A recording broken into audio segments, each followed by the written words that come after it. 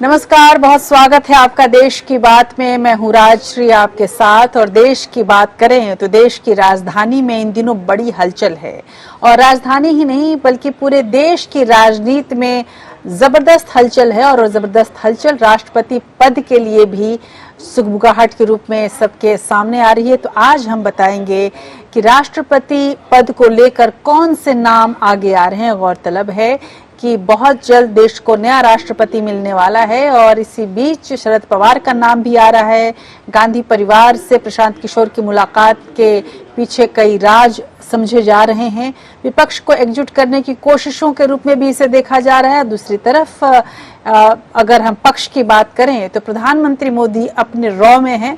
वाराणसी दौरे के राजनीतिक मायने लगाए जाने लगे हैं। और आज हम आपको ये भी दिखाएंगे कि जब एक तरफ विपक्ष एकजुट होने की कोशिश कर रहा है, नए राष्ट्रपति के तौर पे हम किसको देखने वाले हैं भविष्य में, इसको लेकर सुगबुगाहटें तेज हैं। प्रधानमंत्री मोदी वापस अपने गढ़ यानी कि बनारस पहुंच रहे हैं। और बनारस की जब बात आती है तो प्रधानमंत्री मोदी का वो वादा भी याद आ जाता है जब उन्होंने काशी को क्योटो बनाने की बात कही थी। हमारे भारत की क्योटो यानी काशी का क्या हाल है ये आपको दिखाएंगे। उधर कांवड़ यात्रा पर अदालत ने क्यों सख्त रुख अपनाया है ये भी आपके सामने होगा। आज की बड़ी खबरों में ये सारी खबरें रहेंगी और इसके पीछे की पूरी पृष्ठभूमि आपके सामने मैं रखूंगी। लेकिन इससे पहले कुछ और वो खबरें जो आज पूरे देश के लिए हम बहुत अहम रही हैं, उन खबरों पर भी नजर डालते हैं, उन सुर्खियों पर भी नजर डालते हैं। उन सुर्खियों की यदि हम बात करें तो पीयूष गोयल राज्यसभा में बीजेपी संसदीय दल के सदन के नेता होंगे, ये घोषणा हुई है। बीजेपी ने उनकी नियुक्ति कर दी है। संसद का मॉनसून सत्र शुरू होने से पहले बीजेपी ने पीयूष गोयल को राज्यसभा में अपना नेता चुन लिया है। उधर चुनावी रणनीतिकार प्रशांत किशोर कांग्रेस ज्वाइन कर सकते हैं, ये कयास लगने लगे हैं। कांग्रेस प्रमुख सोनिया गांधी के अलावा राहुल गांधी और प्रियंका गांधी वाड्रा के साथ जो उनकी मुलाकात हुई उसके बाद इस तरह के सूत्र जो है वो खबर देने लगे कि जल्द ही प्रशांत किशोर कांग्रेसी हो जाएंगे। और कुछ बड़ा करने की कोशिश की जा रही है प्रशांत किशोर के द्वारा और इसी कोशिश की पहली मंजिल ये हो सकती है। उधर पश्चिम बंगाल की मुख्यमंत्री ममता बनर्जी की याचिका पर सुनवाई के दौरान कोलकाता हाईकोर्ट ने नंदीग्राम निर्वाचन क्षेत्र में मतदान के लिए इस्तेमाल किए गए कागजात और ईवीएम को संरक्षित और सुरक्षित रखे जाने का आदेश दिया है। ममता ने नंदीग्राम से विधानसभा चुनाव हारने के बाद अदालत का दरवाजा खटखटाया है। उधर अफगानिस्तान से अमेरिकी और नेटो सैनिकों की वापसी के बाद वहां अराजकता की स्थिति लगातार बढ़ती जा रही है। वहीं तालिबान का दावा है कि उसने अफगानिस्तान के 80% हिस्सों पर कब्जा कर लिया है। पाकिस्तान भी तालिबान को अफगान सरकार में साझेदार बनाए जाने की हिमायत करता है। इस बीच देश में शांति स्थापित करने के लिए अफगानिस्तान के नेता तालिबान से दोहा में वार्ता करने वाले हैं। यानी कि भारत के मद्देनजर ये खबर बेहद अहम है, भारत की पूरी नजर उस पर बनी हुई है। उधर पाकिस्तान के खैबर पख्तूनख्वा प्रांत में बुधवार को एक बस में हुए धमाके में 13 लोगों की मौत की खबर है। इसमें 9 चीनी नागरिक भी थे। विस्फोट इतना तेज था कि बस खाई में जाकर गिरी। बस में चीनी इंजीनियर, सर्वेयर और मैकेनिकल स्टाफ भी थे जो खैबर पख्तूनख्वा प्रांत के दासू डैम पर कार्य कर रहा था। अब इन तमाम खबरों के साथ साथ जो देश की हम बात करें तो देश में हलचल इस वक्त बेहद तेज है। भविष्य को लेकर तमाम विपक्षी दल अपने सियासी जमीन को तलाश रहे हैं। और साथ ही अगर पक्ष की बात करें तो प्रधानमंत्री मोदी अब एक्शन में आ गए हैं और काशी के साथ इसकी शुरुआत उन्होंने की है। क्या क्या प्रोग्राम है प्रधानमंत्री का और देश में जो हलचल हो रही है उसके अगर हम पैमाने को नापे तो कुछ इस तरह की खबरें आ रही हैं। चलिए शुरू करते हैं देश की बात की पहली खबर से।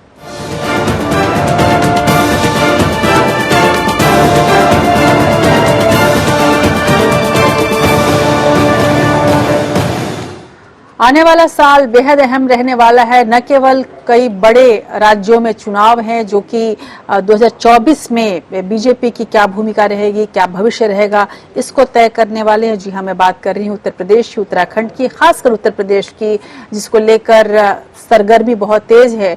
साथ ही आने वाले समय में, आने वाले साल में देश को नया राष्ट्रपति भी मिलने वाला है और इसीलिए अभी से तमाम हलचलें शुरू हो गई हैं। देश की राजनीति में अब राष्ट्रपति चुनाव को लेकर भी तैयारियां जबरदस्त दिखने लगी हैं। बीजेपी और विपक्षी दलों के उम्मीदवारों को लेकर नामों पर चर्चा शुरू हो गई है। एक राय कायम करने के प्रयास भी तेज हो गए हैं। हर दूसरे दिन एक नया नाम उछलकर सामने आता है। एक तरफ जहां बीजेपी की तरफ से राजनाथ सिंह के नाम पर माहौल तैयार किया जाने लगा है, तो दूसरी तरफ विपक्ष के संयुक्त प्रत्याशी के रूप में शरद पवार पर विपक्षी दलों में आम राय कायम की जा रही है। समझा जा रहा है कि चुनाव विशेषज्ञ प्रशांत किशोर ने इसी सिलसिले में गांधी परिवार से मुलाकात की है। हालांकि कयास कुछ और भी लगाए जा रहे हैं और ये भी कहा जा रहा है कि प्रशांत किशोर कांग्रेस भी ज्वाइन कर सकते हैं, लेकिन फिलहाल हम आपको दिखाते हैं कि राष्ट्रपति पद पाने की रेस में कौन कौन से नाम है, किस तरह की कवायद है, किस तरह की सरगर्मी है।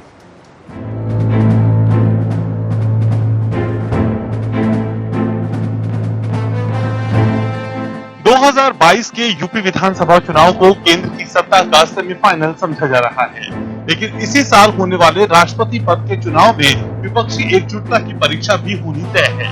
प्रशांत किशोर की गांधी परिवार से मुलाकात को शरद पवार के नाम पर सहमति बनाने की कोशिश के रूप में देखा जा रहा है। 80 बरस के हो रहे पवार के पास प्रधानमंत्री पद की दावेदारी से बेहतर मौका राष्ट्रपति बनकर लाइफ टाइम अचीवमेंट हासिल करने का है। कांग्रेस भी प्रणब दा और पवार को प्रधानमंत्री छोड़कर कुछ भी बनाने को तैयार रही है, लेकिन कांग्रेस को ये भी देखना है कि बदले में एनसीपी कांग्रेस को क्या ऑफर कर रही है। हालांकि शरद पवार के कद को देखते हुए ये कोशिश बचकानी मानी जा रही है, क्योंकि शरद पवार ने महाराष्ट्र में सबसे बड़ी पार्टी के रूप में उभरी बीजेपी को ठेंगा दिखाकर महाराष्ट्र विकास अघाड़ी की सरकार बनवा दी थी। दो अलग अलग ध्रुव माने जाने वाली कांग्रेस और शिवसेना को साथ लाकर पवार ने साबित कर दिया था कि वो अब भी पीएम मोदी के राजनीतिक गुरु हैं। ऐसे में उन्हें अगले आम चुनाव में किंग मेकर की भूमिका के रूप में देखा जा रहा है, लेकिन ये तय है कि विपक्ष एक संयुक्त प्रत्याशी उतारकर मोदी सरकार से रस्साकशी का मन बना रहा है। उधर बीजेपी में भी राष्ट्रपति पद के प्रत्याशी के तौर पर राजनाथ सिंह के नाम पर चर्चा शुरू हो गई है, लेकिन सब जानते हैं कि मोदी जी के मन की बात कोई नहीं जानता और होगा वही जो मोदी जी चाहेंगे। लेकिन उम्मीद ये की जा रही है कि मोदी जी अपने नाम के प्रस्तावक रहे राजनाथ सिंह को ये सौगात तो दे ही सकते हैं, क्योंकि राजनाथ को राष्ट्रपति बनाने से योगी आदित्यनाथ के प्रधानमंत्री पद का दावा खत्म हो जाएगा, क्योंकि राजनीति के नजरिए से दोनों प्रमुख पदों पर क्षत्रिय का चयन व्यवहारिक नहीं होगा और मोदी जी की राह से एक के बजाय दो कांटे भी निकल जाएंगे। इसके अलावा राजनीति से सम्मानजनक रूप से विदाई लेने के अलावा राजनाथ सिंह के पास कोई और चारा है भी नहीं। बताया जा रहा है कि उनके दूसरे पुत्र भी राजनीति में आने के इच्छुक हैं। वहीं पंकज सिंह पहले ही गौतम बुद्ध नगर से विधायक हैं। ऐसे में परिवारवाद के विरोध के नाम पर राजनाथ सिंह को अपनी राजनीतिक विरासत अब पूरी तरह से बच्चों को सौंपनी पड़ेगी। राजनाथ सिंह के नाम पर बीजेपी को आम सहमति से राष्ट्रपति बनाने में आसानी भी रहेगी, क्योंकि वाजपेयी की सरकार में रहे राजनाथ न सिर्फ मोदी सरकार में इकलौते मंत्री बचे हैं, बल्कि अटल धारा की राजनीति की वजह से विपक्ष में भी उनका सम्मान कायम है। लेकिन ये भी नहीं भूला जा सकता कि मोदी के राजनीतिक संरक्षक लालकृष्ण आडवाणी को आज भी प्रधानमंत्री मोदी से गुरु दक्षिणा मिलने का इंतजार है। Bureau report, APN. यूं सियासत की एक खूबी ये भी होती है कि जिस रास्ते पर आप जा रहे हो उस रास्ते के बारे में ये कहें कि नहीं, मैं उस रास्ते पर नहीं जा रहा। यानी जो लक्ष्य है उस लक्ष्य से ना कहते रहें और जब लक्ष्य प्राप्त हो जाए तो बहुत विनम्रता से उसे स्वीकार कर लें, मानो लोगों की जिद पे आपने ये बात मान ली। इसीलिए शरद पवार ने बयान जारी करके कहा है कि प्रशांत किशोर से राष्ट्रपति चुनाव को लेकर कोई बात नहीं हुई है। वैसे भी शरद पवार के किंग मेकर वाले कद को देखते हुए इस तरह से प्रशांत किशोर के जरिए कांग्रेस को टटोलने की जरूरत लगती भी नहीं है पवार की तरफ से, यदि हम सोचे तो। लेकिन गांधी परिवार से बातचीत का मसौदा विपक्ष की एकता से जुड़ा हुआ माना जा सकता है और प्रशांत किशोर के लिए बड़ा जरूरी है कि उनके पास कोई मसला रहे, कोई मुद्दा रहे, ताकि गांधी परिवार से जिससे उनकी बातचीत लगभग टूट गई थी, सैम पित्रोदा ने सबसे पहले उन्हें ब्रेक दिया था और उसके बाद ये बातचीत लगभग टूट गई थी, उसको फिर से शुरू करने के लिए एक बड़ा मसला शरद पवार हो सकते हैं। इस वक्त जो जानकार हैं वो ये कह रहे हैं कि प्रशांत किशोर की कोशिश है तमाम विपक्षी दलों को इकट्ठा किया जाए और बीजेपी के खिलाफ एक चुनौतीपूर्ण विपक्ष तैयार किया जाए। और इस कोशिश में न केवल प्रशांत किशोर बड़े अग्रसर हैं, बल्कि ऐसी ही कोशिश आपकी तरफ से भी की जा रही है। इन तमाम कोशिशों से की जानकारी रखते हुए प्रधानमंत्री मोदी, जो कभी प्रशांत किशोर के भी बड़े करीब हुआ करते थे, और प्रशांत किशोर का ये दावा रहा है कि प्रधानमंत्री मोदी का जो कद आज है उसको बनाने के पीछे उनकी टीम और उनकी अपनी मेहनत रही है। अब है या नहीं ये अलग मसला है, लेकिन इसमें कोई शक नहीं कि पीएम मोदी के वो भाषण, वो वायदे जरूर सबसे महत्वपूर्ण भूमिका निभाते रहे हैं। जिस कद को आज पीएम मोदी पहुंच चुके हैं, वो अब अपने चुनाव क्षेत्र वाराणसी कल पहुंच रहे हैं। गंगापुत्र प्रधानमंत्री मोदी अपने इस दौरे में करीब 1600 करोड़ की परियोजनाओं का शिलान्यास करने वाले हैं। इसके साथ ही बाबा विश्वनाथ की नगरी से पीएम मोदी यूपी चुनाव की तैयारियों का बिगुल भी फूकेंगे। उनकी यात्रा की तैयारियों का जायजा लेने मुख्यमंत्री योगी आदित्यनाथ पहले ही वाराणसी आ गए थे, लेकिन 2022 के अगस्त तक काशी के क्योटो में बदलने के संकल्प के बावजूद इस साल एक ही बारिश में आधे से ज्यादा बनारस पानी से भर गया।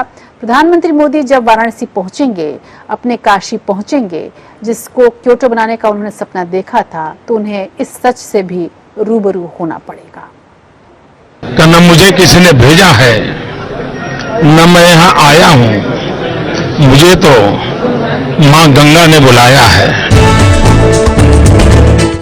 काशी सेवने आ रहे हैं मोदी जी। अपने बेटे के आने की खुशी में मां गंगा शहर की नदी पहुंच गई। एक ही बारिश में बनारस काशी से क्योटो हो गया, लेकिन बनारस तो बनारस है। यहाँ जीवन का हर रस है, लेकिन शहर काल की तरह अजर अमर अविनाशी रहा है। इसकी गलियां, नुक्कड़, चौराहे जीवन की नश्वरता पर ठहाके लगाते हैं। वो अब स्मार्ट सिटी बन गया है। मोदी जी की स्मार्ट सिटी के लिए 3000 करोड़ रुपए भी दिए गए हैं, लेकिन वो भी मैली गंगा को साफ करने में हुए खर्च की तरह पानी में बह गए। रामापुरा से गोदोलिया तक, बेनियाबाग, काली महाल, दल्लापुरा और पिपरकुंडा तक सीवर के सड़क पर आए पानी से जिंदगी बदहाल है। लेकिन बनारसियों के लिए तो जश्न का माहौल है। पीएम मोदी पानी पर चलने वाली रो रोबोट की सौगात देने वाले हैं। अब बनारसियों पर है कि वो रो बोट से ही गंगा तक जाएंगे या वहां जाकर बोट पकड़ेंगे। भांग के ठेकों से लेकर पप्पू चाय की दुकान तक तो लगातार पनवाड़ियों के अड्डे पर चर्चा है कि पीएम मोदी आएंगे तो बनारस के लिए क्या लाएंगे। मोदी जी अपने साथ 1600 परियोजनाओं की मिठाई लेकर जा रहे हैं। रुद्राक्ष नाम के एक जापान सरकार की मदद से बना जापानी स्टाइल का कन्वेंशन सेंटर का उद्घाटन करेंगे। मोदी जी सरकारी आंकड़े गिनाने में पीछे नहीं रहते। 744 करोड़ की परियोजनाओं का उद्घाटन करेंगे तो 839 करोड़ की परियोजनाओं का शिलान्यास करेंगे पीएम मोदी।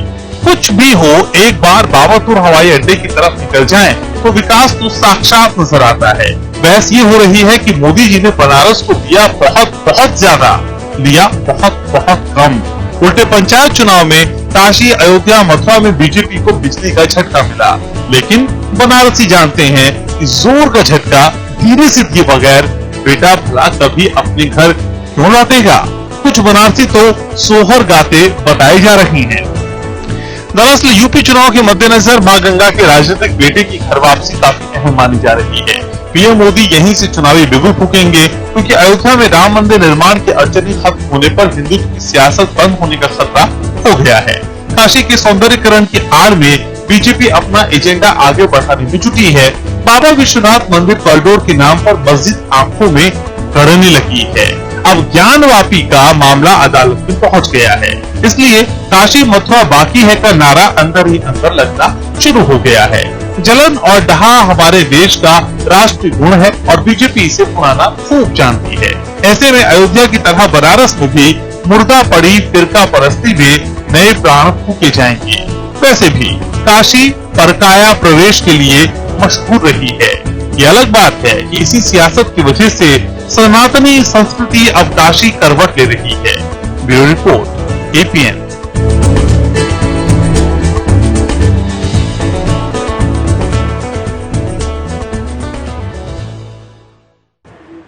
तो काशी को क्या मिलेगा ये तो कल पता चल जाएगा, लेकिन इतना जरूर है कि वो बिगुल उठ जाएगा जहां से उत्तर प्रदेश की सियासी हलचलें बढ़ जाएंगी। अब बार बार प्रधानमंत्री मोदी उत्तर प्रदेश का दौरा भी करेंगे, ऑनलाइन भी जुड़ेंगे और एक्चुअल यानी वर्चुअल और एक्चुअल भी मीटिंग्स करेंगे।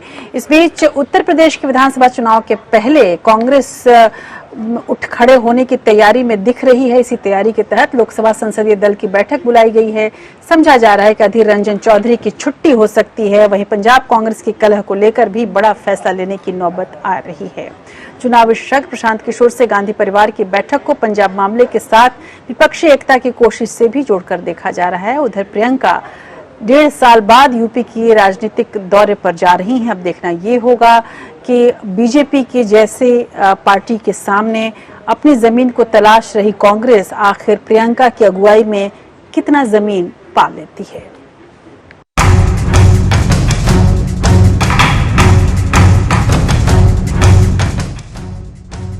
कांग्रेस भी इससे जुदा नहीं है। सिद्धू ने पंजाब कांग्रेस में घमासान मचा रखा है, फिर भी आला कमान के कानों में तेल डालकर रखने पर सिद्धू ने अरविंद केजरीवाल की तो केजरीवाल ने सिद्धू की हौसला अफजाई करनी शुरू कर दी है। लिहाजा शीर्ष नेतृत्व के सामने आनंद फानंद फैसला लेने के अलावा कोई विकल्प नहीं है। सिर्फ सिद्धू ही नहीं बल्कि 7 साल से सत्ता से बाहर रही पार्टी के 23 से ज्यादा नेता खुद के बजाय आला कमान से रूठे हैं। सत्ता की मलाई न मिलने पर और बीजेपी की रेवड़ियां के लालच की वजह से आंतरिक लोकतंत्र और कांग्रेस के आदर्शों की बात जोर शोर से उठाई जा रही है। लोकसभा संसदीय दल के नेता के पद पर बहुत से असंतुष्ट टकटकी लगाए हुए हैं। वही अधीर रंजन की अधीरता पर भी सवाल उठाए जा रहे हैं, लेकिन अधीर की अधीरता से बड़ा उनका ममता विरोधी होना है। दरअसल वो पश्चिम बंगाल राजनीति की मानसिकता से बाहर निकल ही नहीं पाए। चौधरी ममता बनर्जी पर बीजेपी से कम हमले नहीं करते हैं। ममता के लिए उनका ये ममतत्व पार्टी पर भारी पड़ रहा है।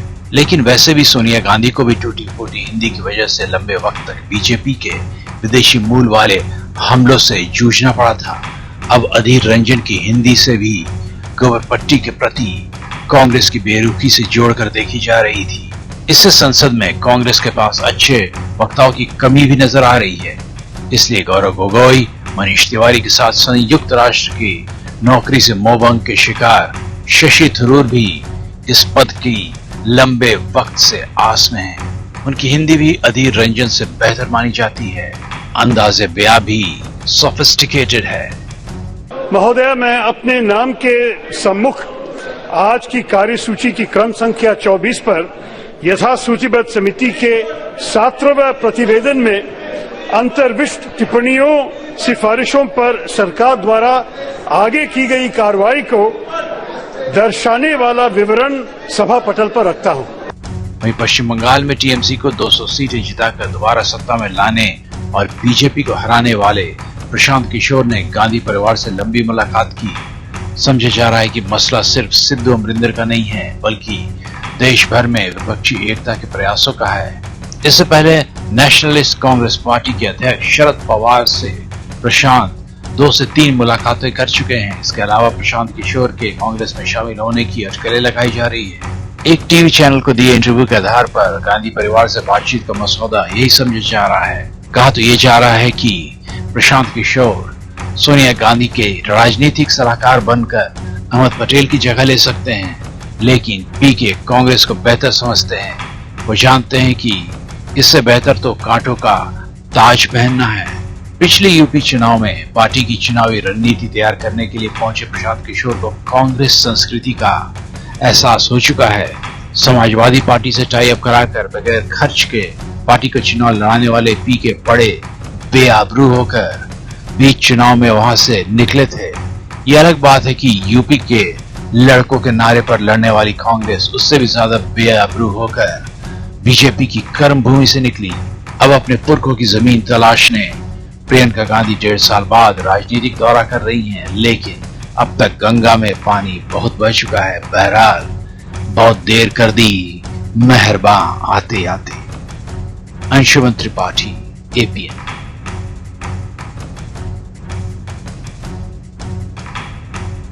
बहरहाल 2022 के यूपी चुनाव प्रियंका गांधी की राजनीतिक परीक्षा भी है। इसके बाद या तो उनका करिश्मा बढ़ जाएगा या उनकी चुनौती बीजेपी के लिए हमेशा के लिए खत्म हो जाएगी। दरअसल कमजोर विपक्ष का फायदा मोदी के कांग्रेस मुक्त भारत अभियान को मिल रहा है और मोदी जी असदुद्दीन ओवैसी की एआईएमआईएम और केजरीवाल की आम आदमी पार्टी इस राजनीतिक शून्य को भरने की उम्मीद लगाए हुए हैं। लेकिन कितना कुछ हो पाएगा ये भी कहा नहीं जा सकता, क्योंकि बीजेपी जो है वो त्रिस्तरीय तैयारी के साथ चल रही है। एक संघ की तैयारी, एक पार्टी की तैयारी और एक स्वयं प्रधानमंत्री मोदी और मुख्यमंत्री योगी आदित्यनाथ की तैयारी। आप समझ सकते हैं कि 3 तरह से विपक्ष को घेरने की जो बीजेपी की कोशिश है उसके सामने विपक्ष बड़ा बेबस नजर आ रहा है। सपा कहीं दिखती नहीं है।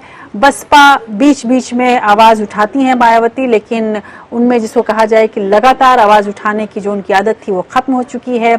अखिलेश के लिए मशहूर हो चला है कि वो अभी से मुख्यमंत्री बन गए हैं, यानी कि आम लोगों से पहुंच से दूर हैं। इस वजह से जो उम्मीदें हैं विपक्ष से वो उत्तर प्रदेश में बड़ी धूमिल हैं। ऐसे में आने वाले दिनों में पूरा ये जो खेल है वो दिलचस्प होने वाला है।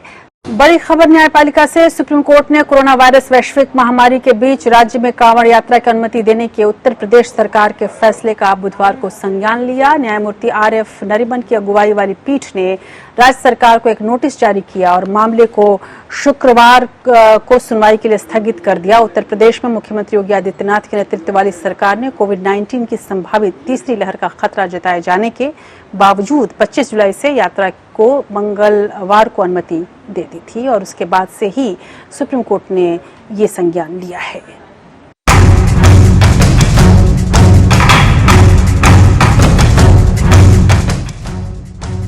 सुप्रीम कोर्ट ने कोविड-19 संक्रमण के बीच उत्तर प्रदेश सरकार द्वारा कांवड़ यात्रा की अनुमति देने के निर्णय पर स्वतः संज्ञान लिया है। शीर्ष अदालत ने इस मामले में केंद्र और यूपी सरकार को नोटिस जारी किया।